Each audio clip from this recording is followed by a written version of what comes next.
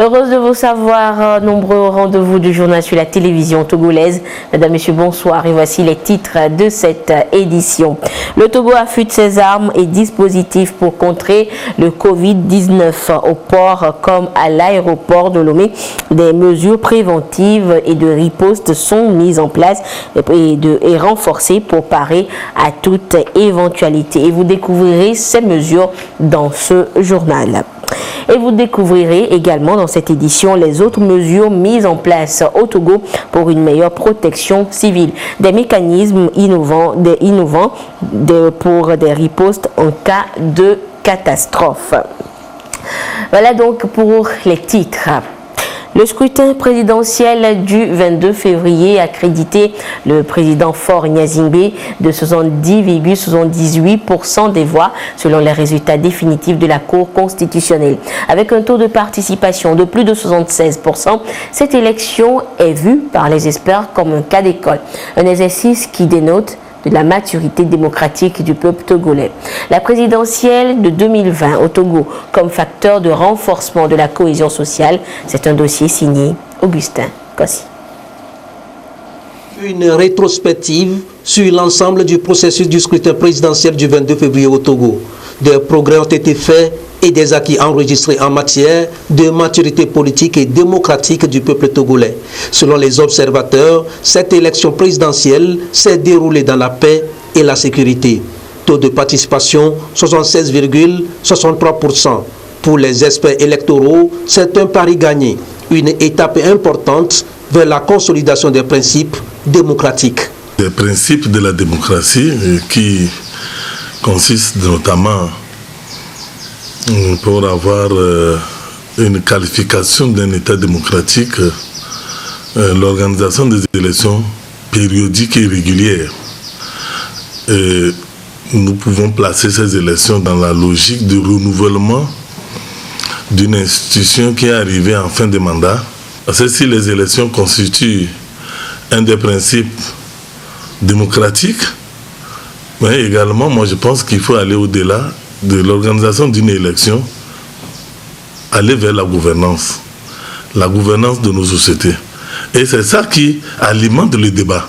Quand le processus électoral arrive, les parties prenantes, sinon les compétiteurs, que sont les acteurs politiques de la mouvance présidentielle comme de l'opposition, chacun monte les propos pour se faire entendre. Ces propos sont de nature juste pour amener l'autre adversaire à mesurer sa force de frappe. Sans diffusion de sang, sans de perte de vie humaine, puis nous sommes condamnés à vivre ensemble. Nous allons trouver des repères, comment faire pour continuer le chemin. Le scrutin du 22 février a permis d'élire celui qui doit présider aux destinées du Togo pour les 5 prochaines années. Le président Faure Esozimna Gnassingbé a 70,78% des suffrages exprimés. Un nouveau quinquennat qui doit s'effectuer dans une dynamique collective. Parler également même, le vivre ensemble. Comment faire pour que nous puissions ensemble, Togolais, quel que soit notre bord politique, nous puissions nous retrouver dans la gouvernance du pays. Et cette dynamique collective doit être au service de la nation et faire en sorte que les citoyens, les jeunes, les femmes, les vieux, les hommes politiques puissent se retrouver dans la nouvelle dynamique de la gouvernance. C'est l'acceptation de l'autre. Éviter des débats stériles. C'est le respect des droits économiques et sociaux. Parce que faire en sorte que les citoyens s'acceptent dans la nation. Faire en sorte que les valeurs culturelles entre les différentes communautés que nous composons, il faut qu'on s'accepte avec nos différences et faire en sorte que ces différences puissent être capitalisées et devenir une richesse collective qui peut permettre de créer une harmonie, développer le vivre ensemble et faire en sorte que nous puissions ensemble gérer notre espace géographique appelé le Togo. Et là, la sécurité sera garantie. Une sécurité à garantie, donc, dans la diversité et le pluralisme d'opinion. Et pour y parvenir, toutes les forces vives du pays sont conviées au renforcement de la démocratie et de l'état de droit. la préservation de la paix, de la stabilité et de la cohésion entre toutes les composantes de la société pour un Togo paisible et prospère. Et le mouvement des républicains centristes MRC a réagi ce matin face à la presse après la proclamation des résultats définitifs du scrutin présidentiel du 22 février dernier. Le parti a félicité le candidat Fornia Zimbe pour sa victoire à cette élection et appelle tous les Togolais à s'unir autour des idées du président de la République pour la réussite de son mandat dans la paix et la sérénité. Le compte rendu avec Saharu Oroto, Isaka Aruna, avec une présentation de Abili Yazimbe. Sentiment de joie dans le camp du mouvement des républicains centristes, MRC, au lendemain de la proclamation des résultats définitifs du scrutin présidentiel du 22 février 2020. À la suite de la proclamation qui a validé la victoire de son candidat Foriso Zimnania Simbe, le MRC s'en félicite ici face à la presse et souhaite un mandat inclusif. Maintenant que la Cour s'est prononcée hier, je me tourne vers le vainqueur. Place au travail. Il doit tendre la main à tout le monde, à toutes les compétences. Ressouder le peu de Togolais qui ne se retrouvent plus. Les 5 prochaines années doivent être les années les plus précieuses sous lui. Aidez-le à terminer. Aidez-le à parfaire. Pour le scrutin du 22 février, le MRSC avait appelé ouvertement à voter le candidat Fornia Simbe. Il l'invite à traduire ses promesses de campagne dans les faits pour poursuivre sa politique de l'émergence du Togo. Il a également appelé les Togolais à s'abstenir de toute violence afin de préserver le climat de paix et de sécurité qui a jalonné le processus électoral. Et parlons toujours de ce processus électoral, je vous donne lecture de ce communiqué de la RAC. Au terme du processus ayant abouti à la proclamation des résultats définitifs de l'élection présidentielle du 22 février 2020 par la Cour constitutionnelle du Togo, le président de la Haute Autorité de l'Audiovisuel et de la Communication RAC adresse ses vives félicitations à l'ensemble de la presse nationale et internationale pour le professionnalisme dont elle a fait preuve. Du début de la campagne électorale au déroulement du scrutin, les médias audiovisuels, écrits et en ligne, publics et privés, ont fait preuve de responsabilité, confirmant ainsi la prise de conscience et la maturité de la presse nationale. À cet effet, le président de la HAC invite tous les professionnels des médias et l'ensemble de la presse togolaise à continuer de veiller au respect scrupuleux des règles déontologiques et éthiques de leur métier, à jouer leur rôle de médiateur en évitant de relayer des messages de haine ou d'appel à la violence et en appelant les différents acteurs politiques à l'apaisement en vue de la consolidation de la paix, de la sécurité, de la cohésion sociale et de l'unité nationale. Dans tous les cas, la HAC veillera au respect scrupuleux des principes professionnels et prendra les dispositions qui s'imposent en cas de violation de ceux-ci. Signé le président de la HAC, Pital Onani Telu. Et de son côté, le bureau exécutif de l'Union musulmane du Togo dit ce qui suit. En vue de rendre grâce à Allah le tout miséricordieux, le très miséricordieux, le bureau exécutif de l'Union musulmane du Togo organise une prière de remerciement et de reconnaissance à Dieu. Pour la circonstance, le bureau invite tous les fidèles musulmans et musulmanes à participer massivement à cette prière. La date de cette prière est retenue pour le vendredi 6 mars 2020 à partir de 8h. Le lieu prévu est le stade de Zongo, derrière la grande mosquée de Aoussa Zongo à Goué, Nivé. Qu'Allah accepte nos invocations. La maladie à coronavirus continue de faire des victimes dans le monde. Et au Togo, on se prépare à parer à toute éventualité. Au port autonome de Lomé, des mesures préventives sont mises en place. Et ce mercredi après-midi, la préfecture maritime chargée de coordonner les actions de l'État en mer a fait le point de ces mesures avec les acteurs impliqués. Voyons cela avec Kwasi Glé et Luc Assi. C'est l'une des portes d'entrée sur le territoire national. Le port autonome de Lomé accueille des centaines de navires par semaine avec des passagers à bord.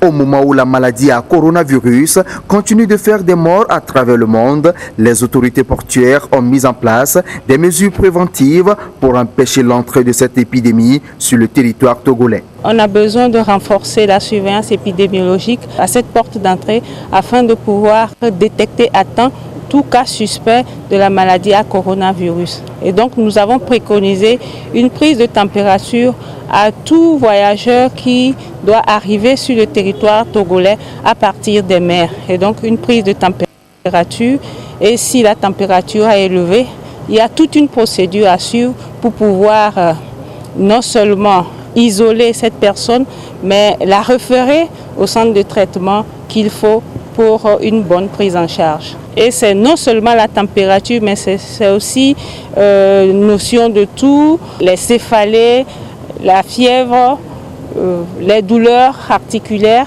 et aussi surtout une notion de séjour dans une zone touchée par la maladie à coronavirus dans les 14 jours qui ont précédé les signes que présente la personne. Donc tout cas de fièvre n'est pas un cas suspect de coronavirus. C'est un ensemble de critères qui permettent de soupçonner une personne de la maladie à coronavirus. Et ça, après cette suspicion, il faut confirmer pour pouvoir parler d'un cas confirmé de maladie à coronavirus. Et cette confirmation se fait au laboratoire, qui est le laboratoire national de référence pour les maladies à potentiel épidémique de l'Institut national d'hygiène. La préfecture maritime, chargée de coordonner les actions de l'État en mer, veut accentuer ces mesures préventives à ce point d'entrée. C'est dans cette optique qu'elle a initié cette séance d'information à l'endroit de tous les services impliqués dans ce processus. Ils ont fait le point des dispositifs mis en place afin d'entrevoir des actions futures. Dans le secteur maritime, il y a plusieurs administrations qui sont impliquées dans l'action de l'État en mer et qui doivent contribuer à la prévention de cette maladie, enfin de ce virus. Et c'est dans ce cadre que nous avons réuni toutes les administrations pour être au niveau d'information des dispositions prises par le ministère de la Santé. Nous, c'est de s'assurer que chaque administration fait correctement son travail pour que, au final, que les mesures préconisées soient efficaces. L'idée est de préserver les vies humaines et l'intérêt économique du Togo à travers ce dispositif. Coronavirus est décrété par l'OMS une urgence de santé publique de portée internationale, d'où la vigilance des autorités togolaises. Et à l'aéroport international Gnassingbé Yadema, depuis l'apparition du Covid-19 en Chine, des dispositions de riposte au virus ont également été prises. Mais l'ANAC les juge insuffisantes. Une réunion a donc été organisée ce mercredi avec les différents acteurs pour s'étendre sur d'autres mesures à prendre pour renforcer les dispositifs existants. Voyons cela avec Ekoui Salah. L'Agence nationale d'aviation civile fait le point des dispositions prises pour faire barrière au Covid-19 et la situation actuelle du Togo par rapport au virus. C'est une réunion à laquelle ont pris part les différentes compagnies aériennes. Et ici, les questions sont adressées à la représentante résidente de l'OMS au Togo pour éclairer les lanternes. Une chose est de mettre un dispositif lorsque les gens atterrissent pour identifier les cas de maladie, mais l'autre est de savoir si lors de l'embarquement, il y a eu un dispositif pour identifier éventuellement. Parce qu'il y a une disposition de l'Organisation mondiale de la santé qui oblige les compagnies à faire ce travail avant d'embarquer les passagers. Il y a des pays qui systématiquement ont pris des mesures vis-à-vis de gens qui viennent de pays supposés à risque et qui, de façon systématique d'ailleurs, ces gens-là, on les met en quarantaine avec ou sans symptômes. Ces recommandations-là disposent de quoi? Des préoccupations tous azimuts auxquelles Binta Diallo apporte des réponses qui rassurent. L'Organisation mondiale de la santé, jusqu'aujourd'hui, ne recommande pas l'arrêt de la circulation des personnes et des biens. Par contre, il est demandé à tous les pays de renforcer la surveillance épidémiologique et de renforcer la surveillance aux portes d'entrée. Les personnes qui arrivent d'un pays déjà infecté, d'être tout de suite identifiées à travers des fiches suivies jusqu'à 14 jours. Des rumeurs du coronavirus sont investiguées par des services compétents, mais à ce jour, aucun cas n'est diagnostiqué positif au Togo. Cette rencontre est tenue pour surtout voir dans quelle mesure renforcer les dispositifs existants au niveau de l'aéroport international Gnassingbé-Yadéma. Dans cette réunion, c'était parce qu'on voulait l'avis de l'OMS pour voir comment nous pouvons encore renforcer ce qui est déjà à l'aéroport en matière de lutte contre le coronavirus Covid-19. C'est-à-dire, à partir de demain, il y a une décision que je prendrai. Ce ne serait plus à l'arrivée seulement qu'on va prendre la température, mais on va prendre même la température aux passagers qui voyagent. Nous avons en plus ce qu'on appelle une cellule de veille qui surveille tout. 6 pays africains font cas du coronavirus, aucun cas cependant au Togo. Le gouvernement met les bouchées doubles pour faire barrière au virus. Jusqu'à ce jour, les dispositions prises au Togo sont en phase avec les recommandations de l'Organisation mondiale de la santé. Thermoscanner, gel hydroalcoolique, salle d'isolement, voilà entre autres dispositifs mis en place à l'aéroport international Gnassingbé-Yadéma pour lutter donc contre le Covid-19. Est-ce facile pour les passagers de se soumettre à ces nouvelles exigences? Comment les contrôles se font-ils concrètement? Eh bien, Kosala était à l'aéroport international Gnassingbé-Yadéma ce matin. Il nous en parle dans le dossier qui suit. Aéroport international Gnassingbé-Yadéma. L'ambiance est celle de l'ordinaire. Des va-et-vient sans panique. Seulement, à l'embarquement, tout comme à l'arrivée, les voyageurs devront se soumettre à une série d'exigences depuis l'apparition du coronavirus en Chine. Au rang de ces mesures, le gel hydroalcoolique pour se désinfecter les mains ou encore le thermoscanner. Le travail consiste à la surveillance épidémiologique en général et au contrôle sanitaire. Cette machine, en fait, c'est un dispositif qui contrôle la température de tous les passagers quand ils sortent de l'avion. Après l'utilisation au gel pour se désinfecter les mains, on le prend juste par le scanner et on contrôle leur température. Tous ceux qui passent et qui ont une température supérieure ou égale à 38, nous les mettons en isolement pour faire d'autres processus pour voir quelle est la cause de sa fièvre. Et nous avons aussi des fiches et des renseignements sur tout le circuit de la personne dans les 30 jours passés. 0 cas de Covid-19 au Togo. L'Agence nationale d'aviation civile le confirme.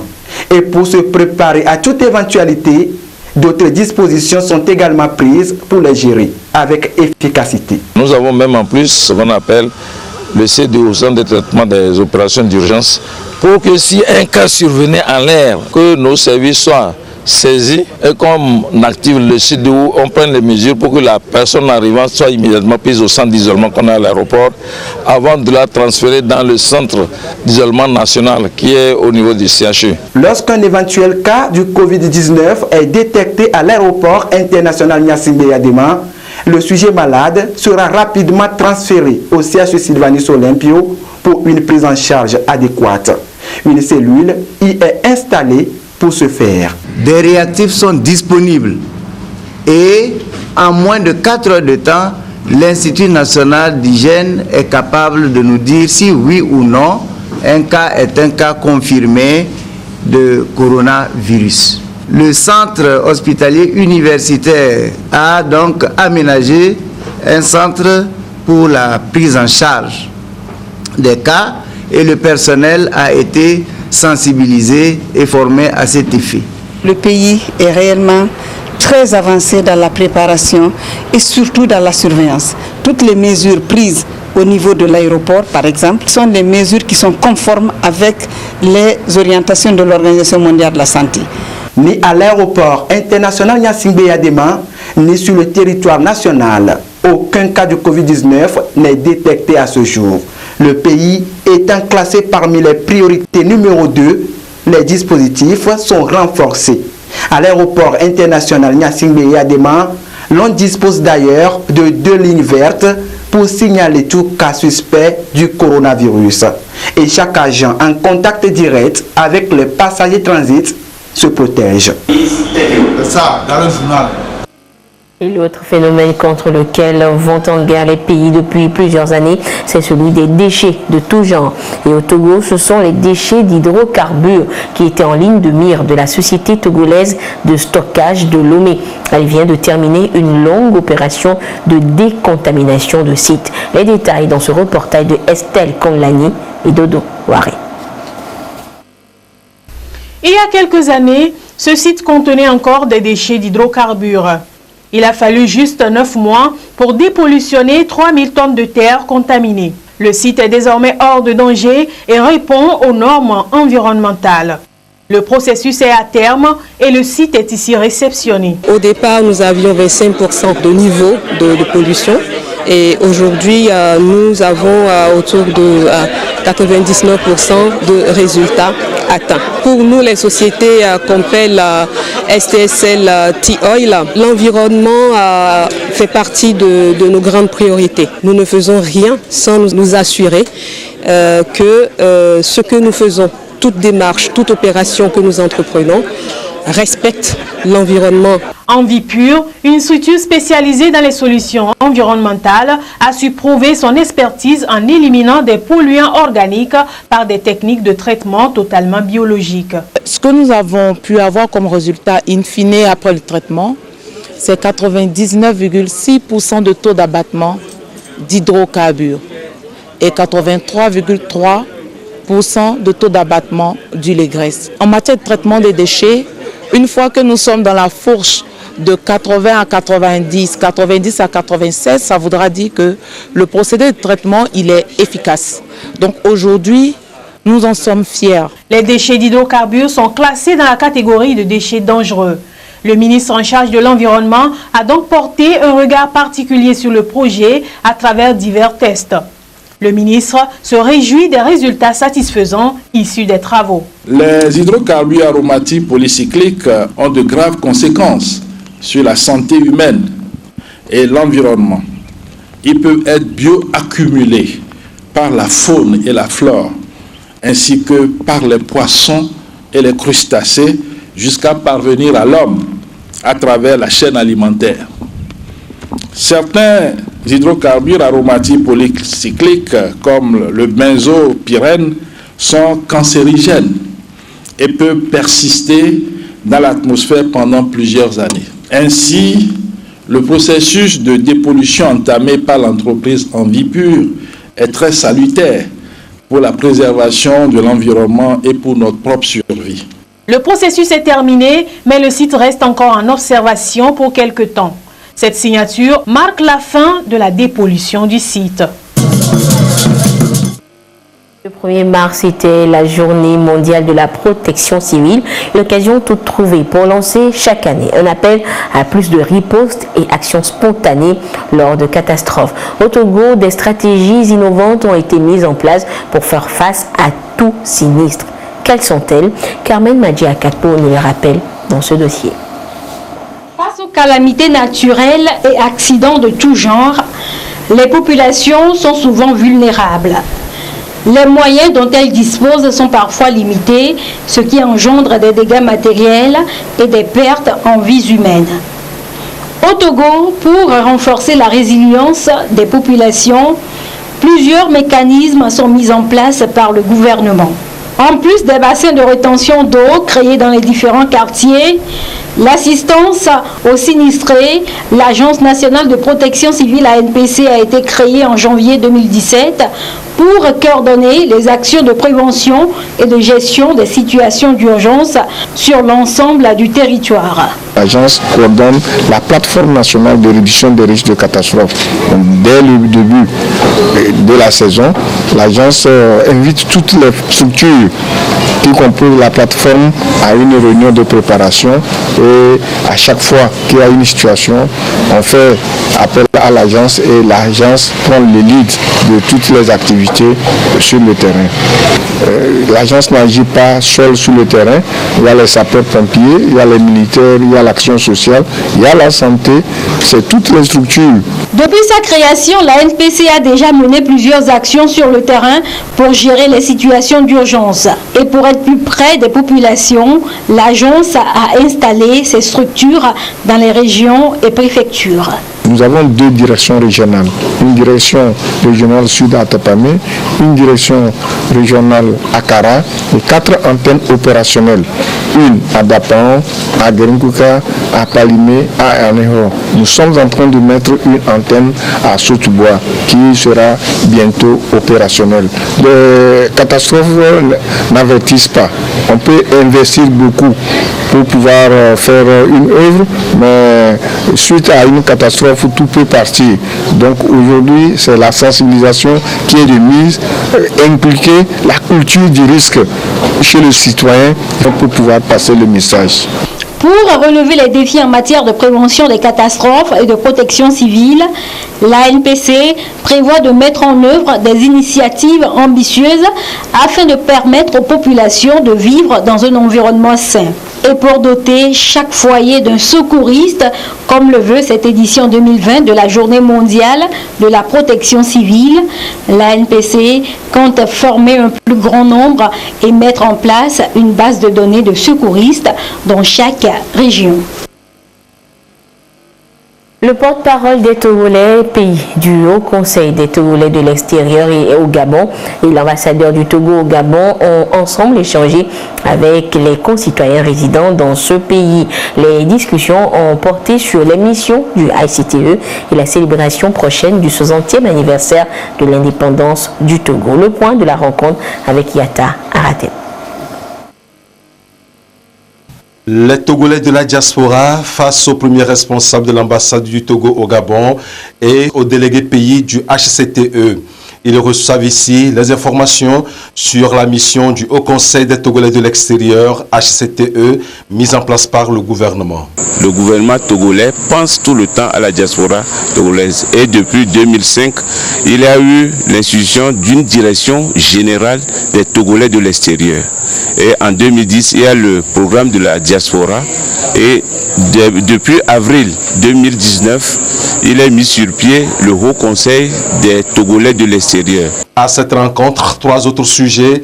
La célébration prochaine du 60e anniversaire de l'indépendance du Togo le 27 avril, la formation sur le leadership associatif et le concert de l'artiste togolais de la chanson King Mensan annoncé pour le 11 avril prochain. Pour les événements qui se présentent aujourd'hui, nous sommes très fiers parce que c'est la première fois que nous allons montrer, nous allons vendre le Togo à travers le Gabon. Et un artiste togolais qui vient dans le cadre de notre indépendance, c'est une fierté. C'est une fierté. Nous allons tout faire pour que cette fête soit belle et que le monde, le peuple, la diaspora togolaise assiste à ces événements. Et pour le 27 avril, c'est notre 60e anniversaire. Voilà un enfant qui a déjà 60 ans, il n'est plus enfant. Donc on se dit, ceux qui ont vu l'indépendance et ceux qui voient les 60 ans, nous sommes fiers. Environ 50 000 Togolais vivent au Gabon en parfaite harmonie avec les Gabonais. Ils exercent entre autres dans le commerce, l'éducation, l'artisanat et le sport. La Poste et NC Assurance Togo encore plus proches de leurs clients. Les 2 institutions viennent de signer un partenariat mettant ainsi à la disposition de leur clientèle 3 produits. L'assurance voyage automobile et NCA Dagbe, créée pour les artisans. De quoi s'agit-il? Et Edwige Atakwa Bassabi et Abile Niazimbe nous en parlent. La Poste togolaise et NC Assurance Togo partent pour une nouvelle aventure. Les 2 institutions scellent ici un nouveau partenariat. Elles veulent être plus proches des clients tout en leur offrant des services de qualité. Et sous les scellés, 3 produits. Un partenariat qui permet à la Poste de distribuer des produits d'assurance, Donc nous avons commencé ce partenariat avec 3 produits, donc l'assurance automobile, l'assurance voyage et puis un produit qui a été créé pour les artisans qui s'appelle NCA Dagbe. Donc nous commençons avec les postes de Lomé et ça sera étendu à toutes les postes sur l'étendue du territoire. Vous allez à la poste comme habituellement pour acheter un timbre ou bien pour expédier un colis. Si vous avez besoin d'assurance, vous avez une voiture, vous demandez à assurer votre voiture.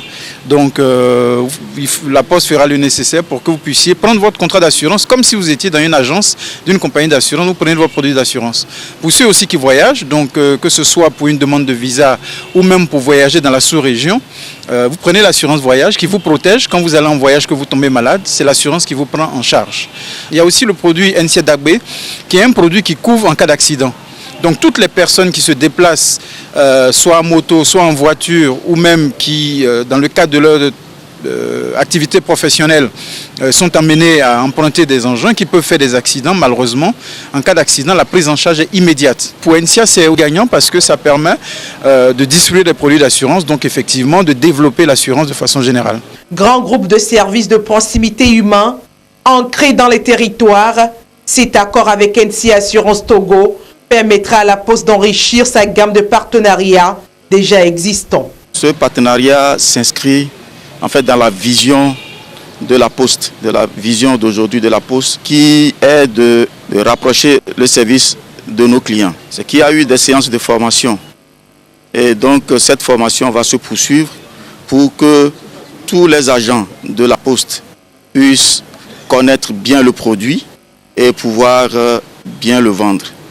Et je suis sûr que c'est un produit qui va prendre.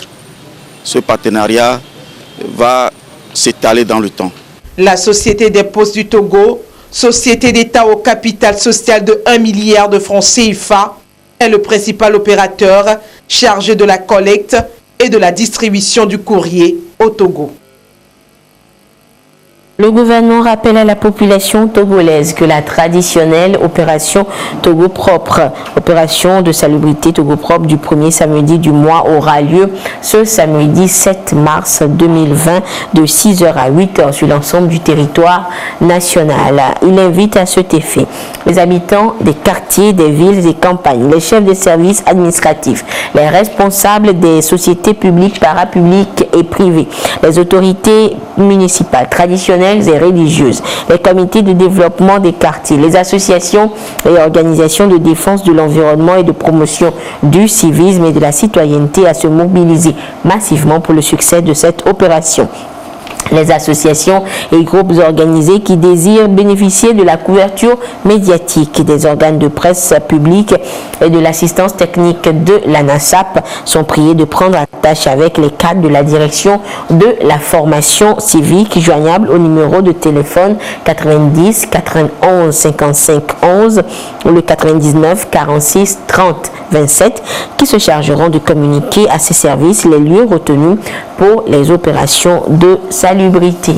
Et un autre communiqué pour terminer, dans le cadre de l'organisation de la participation du Togo au festival cinématographique Clap Ivoire du 26 au 30 juillet 2020 à Abidjan en Côte d'Ivoire, le ministère de la Culture, du Tourisme et des Loisirs lance un appel à films courts-métrages, documentaires et fiction pour la sélection nationale qui se tiendra le 12 juin 2020 à Lomé. Les dossiers de candidature doivent être déposés à la Direction nationale de la cinématographie au plus tard le 5 juin 2020 à 17h.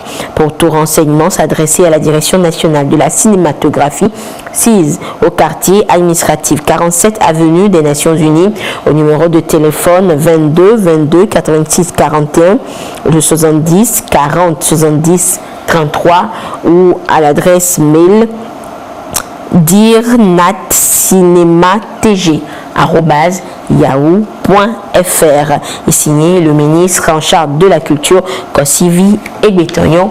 Et c'est sur ce communiqué que se referme cette édition. Merci de votre fidélité à la télévision togolaise.